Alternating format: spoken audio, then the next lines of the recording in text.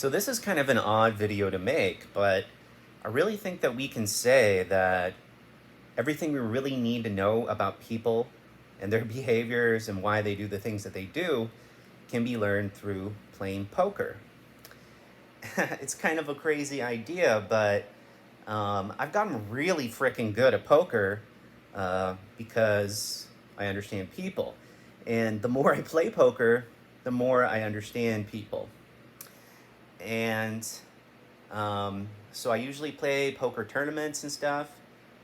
My percentage of winning, like normal 6-person tables, is I probably win 50% of the time. Another 30% of the time I get second place. And then every once in a while you just lose because of luck. But the point being that while I'm playing, I make an internal catalog of how each person is playing the game. So you're going to see people that are risk averse, that when it comes time to call a raise, they generally back down. They just want to play safely, and they only want to bet when they have something. And then you have other people who are on the opposite side of that spectrum, where they are totally all about the risk and they don't care what happens at all, and they're just all in, all in, all in, raise, raise, raise, raise, raise. And how you win at poker, sorry, I'm getting kind of caught up here. There we go. So how you win at poker is playing in between there. So that means that you're safe when it's good to be safe. You take risks when it's good to take risks. And you want to create an image of who you are in the mind of the other players so that when you do raise, if they don't have anything, they fold. And so half the time when I win the pot, I don't even have anything. So in poker, this is called bluffing. But is it bluffing? And the reason why I say that is I always start a game by playing hyper aggressively. So that means not always raising, but if I think that I got a hand that has a good chance of getting something, or if I get pocket pairs or whatever, always raise. And the reason is people who are risk averse, as soon as the flop falls, so that's the first 3 cards, if they get something really good, they're going to call. And so if you start with a really good hand, by forcing people out of playing, by being the one who's willing to take a risk, you can get all the risk averse people out. And then you're dealing with lower probabilities of the other people that are still in actually getting something with the flop. And if you started that way, if they don't get anything, like if they're checking, they're trying to be safe, they're afraid because I started with a raise, and then if I raise again, they're going to really believe that I have something. So what's really interesting about this is people's play behavior has a lot to do with who they believe the other players are. But you'll notice something. As soon as they develop a picture in their mind of how you're playing and what you're doing, especially if you do bluff and somebody calls you and you lose a bit of money and they see your cards, they see that you were bluffing, that changes their image of you. And so you have to reframe what you're doing. You have to play conservative for a little while, and then you can raise again and start going in. So you have to confuse your opponent into not being able to catalog a psychological picture of your behavior in order to outsmart them. It's a psychological game. But really what this does is, you notice how when human beings engage with each other, they're trying to understand the other person, and as soon as they think that they understand the other person, they settle into a comfort zone of, okay, this person is that person. They settle into that, and then they develop that image in their mind. So how you beat people at poker is by toying with that psychological image. Now, of course, there's the mathematical part, there's the probability part, but that stuff's really easy to master. And that's really a great little metaphor for life and for the way that people go into society and do things and take risks and so forth, kind of a thing. You have the people who are super conservative and they just want to play it safe, and then you have people who want to take risks and get that big reward of winning the pot. And you have some people who do that recklessly, and then you have people like me, people in the middle, where we just go back and forth in between them when based on probability, based on our psychological picture of the players and how they've been behaving.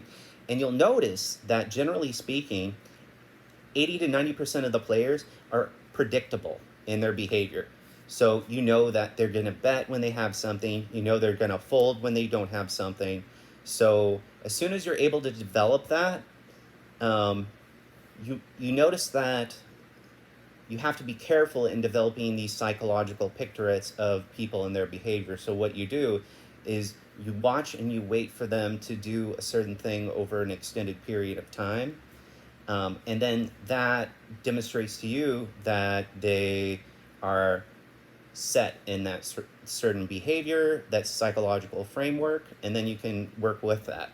But you don't want to be, you want to be careful not to jump to conclusions about people, about how their behavior is. You have to be careful and watch for an extended period of time.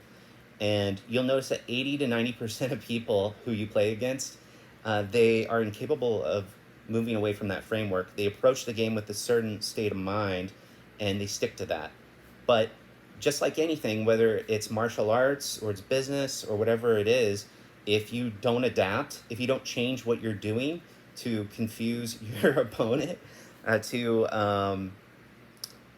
be unpredictable, which means that other people are going to be afraid of you when you're playing against them because they just can't wrap their head around you and what you're doing, which I think is one of my greatest strengths, that I keep people on their toes when I'm in a competitive environment, which I don't really like to do, but poker is just a fun game, so it's an acceptable place to engage with those kinds of behaviors, I think, in a bit of an outlet for people who have that drive to be competitive, to beat other people and so forth, which can be fun when it's in a safe space. But when it comes to human survival in business or social life type stuff or whatever it might be, quite unethical, quite unethical. But in order to be an ethical person, you have to have the potential to be dangerous, to understand these psychological games that people play. And poker, even though it's just a card game or whatever, everything else we do in society is also a game, except a lot of this stuff has to do with survival. If you're playing with real money with poker, it becomes like that too. It's no longer just a game, it's a game of survival.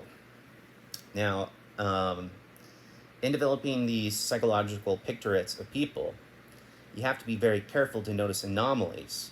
So as soon as you notice an anomaly, if they start to pivot, they start to adapt, they start to change their behavior, and you have to be careful not to start doing their dance, which brings me on to the next part of this, where